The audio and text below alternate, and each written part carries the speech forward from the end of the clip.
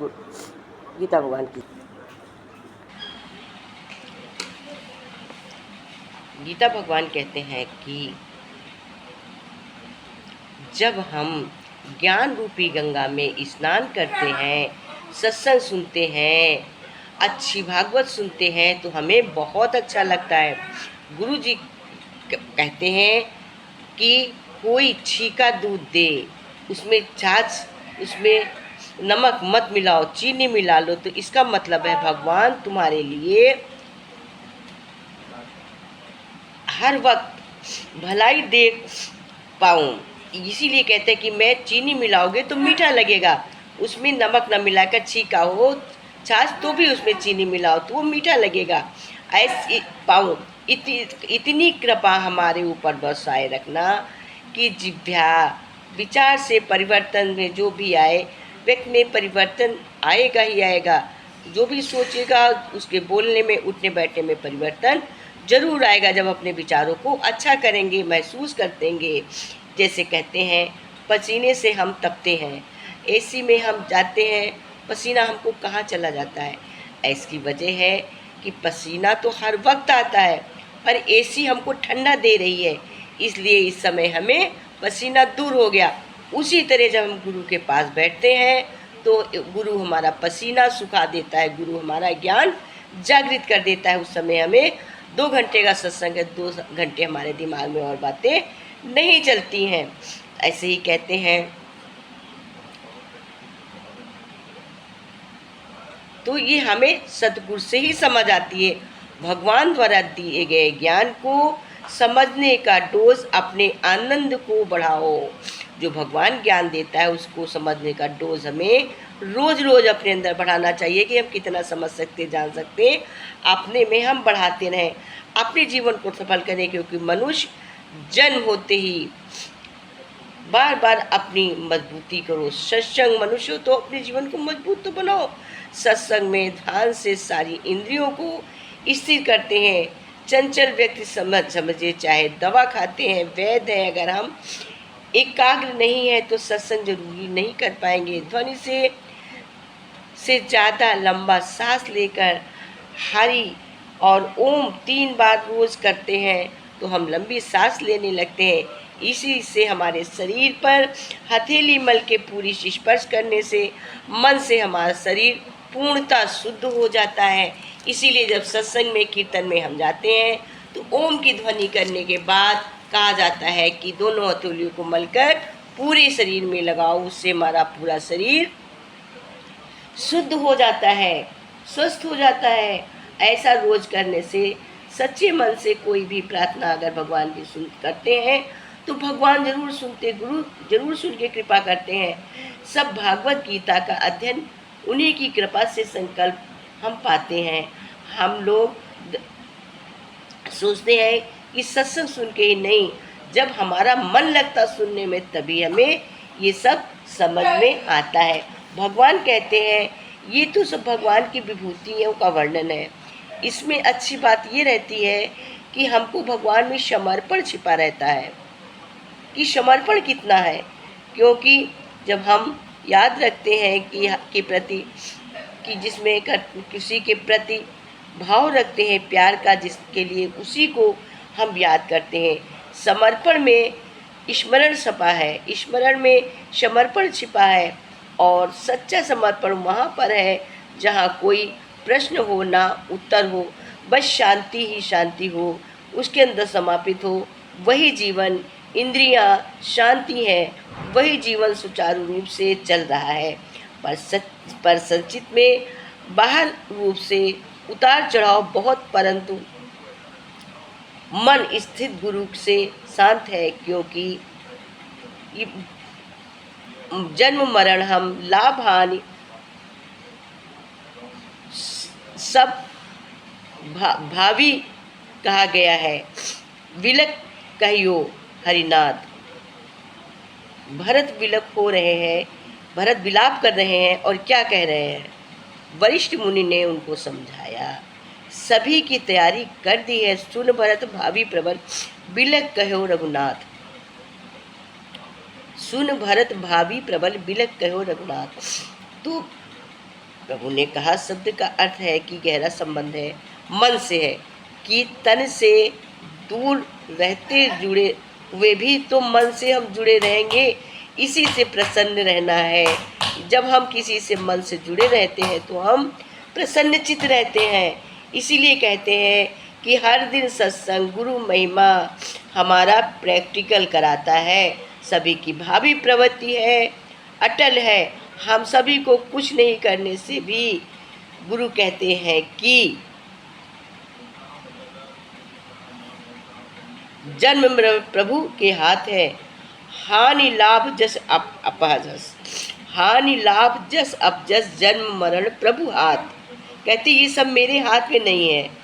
जहाँ तक कहा जाए कि जब से शिव का होना कहाँ तक सफल है, फल है, दिन वैसे से कहते हैं कि आप पता नहीं लगता है, कभी मुख से ऐसा निकल जाता है कि लोग बोलते हैं तुम ऐसा क्यों बोल रहे हो। हम कुछ नहीं जान पाते हैं, कुछ नहीं समझ पाते हैं, भगवान की लीला है। कभी मंथरा ने भी तो यही सोचा होगा कि भगवान राम को प्यार ही तो किया होगा। मंथरा ने राम को कोई ऐसा तो नहीं सोचा होगा कि ऐसा करेंगे, परंतु कैसी आई परिवार वाले से बिगड़ जाती है और कोई कारण हो जाता है। और अगर उसमें तुम भलाई देख रहे हो तो तुमको भलाई दिखेगी, अगर बुराई देख रहे हो तो तुमको बुराई दिखेगी। मंथरा ने नहीं सोचा था कि उसको ऐसी कूटनीति अपनाएगी, लेकिन मुख से कभी कभी ऐसी वाणी निकलती है, उसको निकलवाने वाला ही तो अंदर बैठा परमात्मा ही है। उसमें अगर तुम भलाई देख रहे हो तो वो भला है।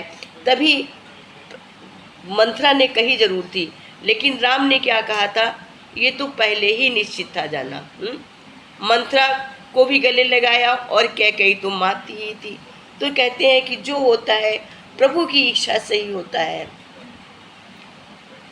हानि लाभ जीवन मरण जस अप्यत विधि हाथ, तो हमेशा केवल किसी का नाम जस होता है और करने वाला सब एक ही है, कोई उससे अलग नहीं है। सब एक ही आत्मा, एक ही परमात्म तत्व के, एक ही गुरु के, एक ही भगवान के गिफ्ट है। भगवान ने सभी गिफ्ट को एक जैसा बनाया है, परंतु कोई जरा सा छोटा, कोई बड़ा, नारी को थोड़ा सा छोटा बनाया, नर को थोड़ा सा बड़ा बना दिया, बट बनाया सबको एक सा है। हमारी सोच यहाँ आकर अलग अलग हो जाती है। प्रभु ने बनाने में कोई कमी नहीं की है, ना कोई अलग बनाया है। कहते हैं जीवन सुगम बनाया है, पर हम उसको कैसे जीते हैं ये हमारे ऊपर निर्भर है। हम अगर कोई फूल पेड़ लगाते हैं उसको कितना तैयार करते हैं, जितना काटते छाटते हैं, जिसको उसको काट छाट के जितना अच्छा तैयार करते हैं, जितनी ज़्यादा ब्रांचें, जितनी ज़्यादा शाखाएं उसमें आती हैं उतने ज़्यादा फूल आते हैं। जितना बड़ा फल का फूल का तेल हम तैयार करते हैं उससे ज़्यादा फल आते हैं। अगर उसकी एक ही डाल चलने देते तो उसमें कम आते हैं। तो इसी तरह से जैसा हम पेड़ तैयार करते हैं वैसा ही उसको फल फूल प्राप्त हो। उसी तरह से हम जितना अपने शरीर को जिस तरह तैयार करते हैं हमारा मन उसी तरह बनता चला जाता है। ऑक्सीजन तो क्या कहते हैं, ऑक्सीजन हम लेते हैं, हम ऑक्सीजन से सब्जी लेते हैं, सामान लेते हैं, परंतु भगवान ने तो ऑक्सीजन भी एक जैसे, पर कहते हैं कि ऑक्सीजन क्या हम खरीद सकते हैं? सिलेंडर गैस तो खरीद सकते हैं, क्या पौधे में डालने के लिए ऑक्सीजन हम खरीद सकते हैं? वो ऑक्सीजन गैस तो भगवान ही दे सकते हैं। इसलिए कहते हैं खरीदी हुई ऑक्सीजन हमारे काम नहीं आती है, भगवान की दी हुई ऑक्सीजन ही ऑक्सीजन है। तो अगर हम खुद से पढ़ते हैं, सत्संग करते हैं तो कम समझ में आता है, किसी गुरुद्वार में जाके करते हैं तो हमें ज़्यादा समझ में आता है। सत्संग हमारे लिए ऑक्सीजन का काम करता है। गुरु गीता हमारी ऑक्सीजन है, उसके साथ गीता का सत्संग हमारे लिए पूर्णतः ऑक्सीजन का काम करता है। इतना अच्छा काम करता है जैसे अर्जुन ने भी भगवान को बोला, हे प्रभु तुम्हारी इस लीला का स्वरूप ना कोई जानता है ना जानेगा। हे देवता स्थूल चेतना वाले और देवता जागृति चेतना वाले, लेकिन बीच में मानव व्यक्ति दोनों का पता होता है और मनुष्य को देवता का पता कर सकता है, पर चाहे तो मनुष्य ही में ही ऐसा एक द्वार खुला हुआ पाता है जो हर एक चीज देवता को हासिल कर सकता है, बाकी कोई नहीं। मनुष्य जन्म की मुक्ति का खुला हुआ द्वार है। बस इतना समझना है कि आप तन से की कदर कर पाएँ, खुशियाँ मन को संपन्न कर पाएँ। अधम न्याय का मतलब इसको जान नहीं सकते हैं। अगर जानने का भाव रखते हैं तो जान भी लेते हैं। पंच तत्व का जो शरीर है, भगवान ने खुद बोला है कि 5 तत्व का पिंजरा बनाया, अस्थि कमल का चरखा बनाया और 5 तत्व की पूनी, नौतन मात्र प्रश्न ही लागे। भूत देव जगत के स्वामी हैं। पूर्ण संतान आप स्वयं ही अपने आप को जान सकते हैं। प्रभु आप क्या, अपनी महिमा खुद ही बतानी पड़ेगी। कई बार आप खुद देखो, ऑफिस में पैड के नीचे उसका साइन होता है।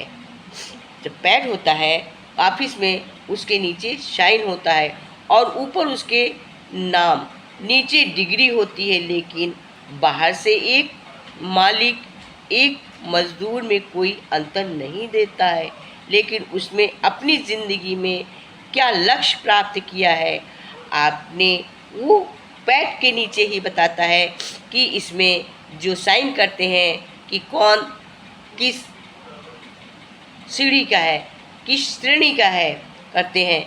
आप पता, उसने लिखा पता, तो आप अपनी महिमा का जानने वाले आप ही जान सकते हैं।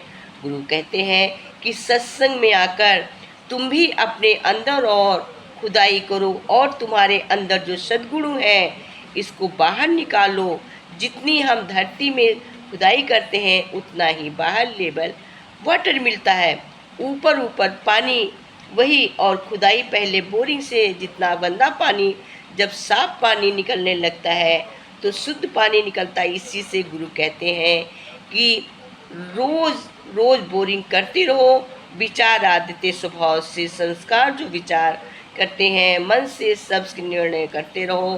प्रबंध के विश्वासी बनोगे। जब जीवन का लाभ और उद्धार एकाग्रता से हम करेंगे, इसे काफ़ी सुविधा मिलेगी। आपने अपना बनाया कदरदानी आपकी। प्रभु कहते हैं कि मेहरबानी आपकी, अपने हमको इस काबिल बनाया कदरदानी आपकी।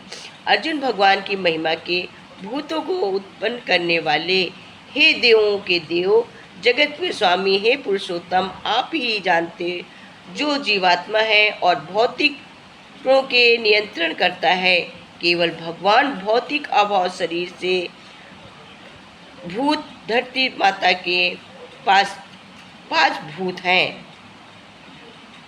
धरती माता ने दे दी, वायु ने देव दिया, श्वास ने वायु दी, अग्नि देवता ने शरीर दिया,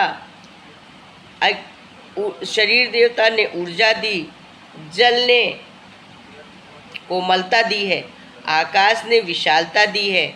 तो संदेश सभी ने दिया है। अगर हम 5 तत्व से विपरीत जाते हैं तो भौतिक आभास का उपहास होता है। जो मन, प्राण और प्रभु तेरे मिलन का समान है, ये फिर क्यों पाए भागो नहीं देना। कहते हैं कि ये गुरु हमें सिखा देता है कि बताता है कि क्या तुम्हारे लिए उचित है और क्या अनुचित है।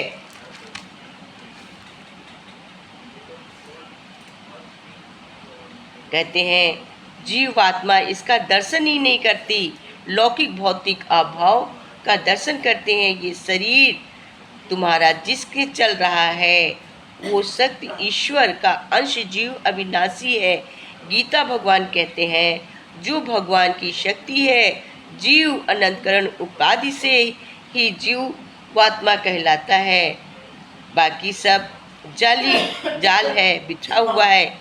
इस जानी देखन आया, ये दूसरी इंद्रियों का जाल है। तो एक गुरु बोलते हैं कि जीव मानव रूप धारण कर खेलने खेलने आया है, लेकिन इसमें चार चीज़ें हो गई हैं, इसमें बन गए सारे इंसान। चार चीज़ें कर दो, बन जाओ भगवान।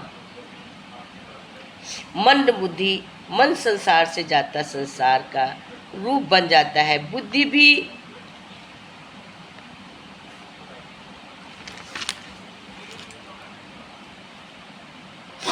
चंद चुकुर जाती है संसार का।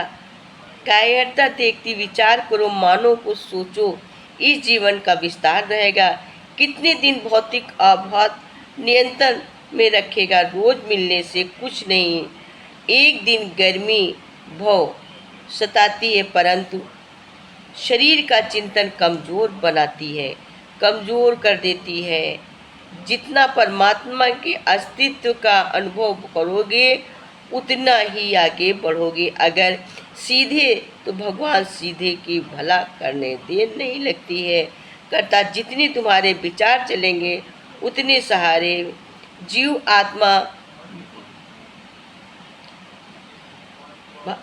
आत्मा ही आभासों का नियंत्रण कराता है। आपके अंदर जीव अपने स्वरूप का ज्ञान आ जाता है। आपकी मन की मानी हरकतों को सुनना शुरू कर देता है। किसी दिन आप विचार करो, सोचो, किसी दिन मन में सोचो कि 2 मिनट में दुश्मन बना देते हैं और दोस्त बन जाते हैं। 2 मिनट में प्रसन्न हो जाते हैं। 2 मिनट में हम सोचने लगते हैं भगवान मेरा साथी है, सद्गुरु साथी है, हर खुशी जाएगी कदमों में हुई। सोने के बाद भगवान ही जाता है, भगवान ही ये है, भगवान सब तरफ भगवान ही दृश्य करता। तुम्हारी लाली तू बस डाली डाली है और कहीं तुम्हारे से सबसे रहा है। तो कहते हैं करे करावे आपने कुछ नहीं अही मोरे हाथ। मनुष्य के हाथ में कुछ नहीं है, सब प्रभु आप ही करते हो और भगवान के बिना कुछ नहीं हो सकता है। इसीलिए कृष्ण को स्वामी जगत का कृष्ण कहा गया है। और गुरु से कहते हैं कि कभी धीरे धीरे अपने मन के मास्टर बनो, स्वामी अपने मन के मास्टर बनो। राम ऐसे ही बड़ा अच्छा एग्जाम्पल है। स्वामी राम तीर्थ कहते थे अपने काशी नगरी का मास्टर हूँ। किसी ने बोला तुम अपने को मास्टर कहते हो, चप्पल तो तुम्हारे पास नहीं है, एक आदमी एक अपनी पत्नी की पहनते हो। बोला मैं इस नगरी का बादशाह हूँ। बोले अरे रानी, वैभव बोला तुम किसी के घर में जाते हो, दवाइयाँ देखते हो, लगता है ये आदमी बीमार है, पर दवा तो बहुत है, पर तुम्हें बीमारी क्या हो रही है?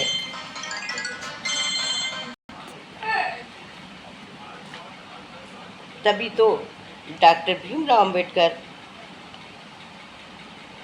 डॉक्टर सवुल्ला जी ने मन करे थे जब बोला सत्संग तो सबके लिए है, लेकिन प्रकृति माता ने कर देती है किसी के अकेले का। इसीलिए धन का अभाव, किसी के लिए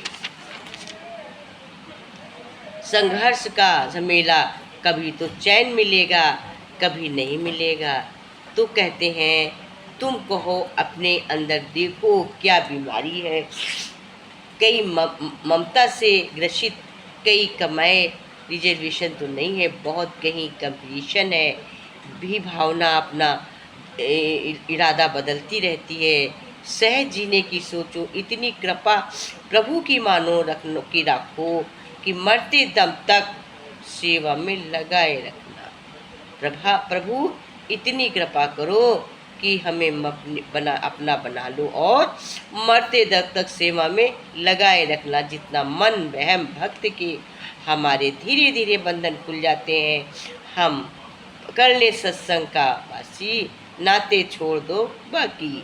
संकल्प करके आगे बढ़ते जाओ, भगवान सहारा देगा।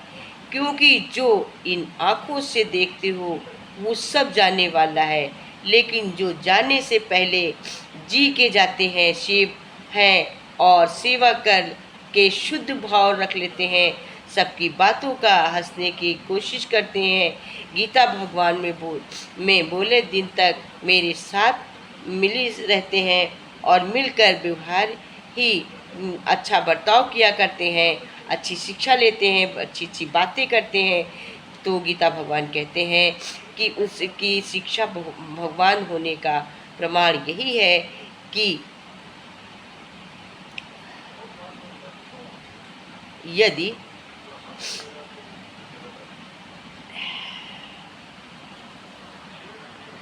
प्रमाण यही है कि यदि हम कहीं जा रहे हैं, कुत्ते हमें भौंकते हैं, पीछा करते हैं, तो हम क्या करते हैं? भगवान पर दोष लगाते हैं। क्यों? ये सत्संग की शक्ति होती नहीं। जब प्रभु नचाते हैं तभी तो हम नाचते हैं। हम अपने कर्तव्य को करके नाचते हैं। जीव आत्मा अजर अमर अविनाशी है। ये सुख शशि है और ये सुख मनुष्य में है। सभी राम तीर्थ कहते हैं मेरे पास आओ, मेरे पास आओ, प्याला भरा है तुम्हें पिला दूं। मतलब है कि ज्ञानी का आनंद ही तो हम सबको आनंद देता है। जब हम ज्ञानी के पास जाते हैं, गुरु के पास जाते हैं, तो हमें क्या देता है? उसका ज्ञान ही, उसकी बातें ही हमारे आत्म तत्व को खोलती हैं और उन्हीं से हमें ज्ञान प्राप्त होता है। गुरु कहते हैं प्रसाद का लड्डू थाली में रखो, खुद खाओ और घोल के सबको खिलाओ। वो क्या है जो हर वक्त प्राणी खुद खाए? भौतिक ज्ञान रखो, हर चीज़ों से तुम्हें प्रेम होने लगेगा। भगवान हमें यही सिखाते हैं कि एक लड्डू है, उसको खुद खाओ और घोल के सबके खिलाने की कोशिश करो। सत्संग हमें यही सिखाता है। सत्संग की हमारे यही महिमा है। गीता भगवान के सत्संग की ये एक बहुत अच्छी, बहुत बड़ी, बहुत ही आत्म ज्ञान की महिमा है। ये हमें अन्यत्र और कहीं नहीं मालूम होती है। गुरु चरणों की उड़े रही धूल धूल मुझे पाना, प्रभु चरणों की उड़े रही धूल धूल पाना है। गुरु चरणों की उड़े रही धूल धूल हमें पाना है।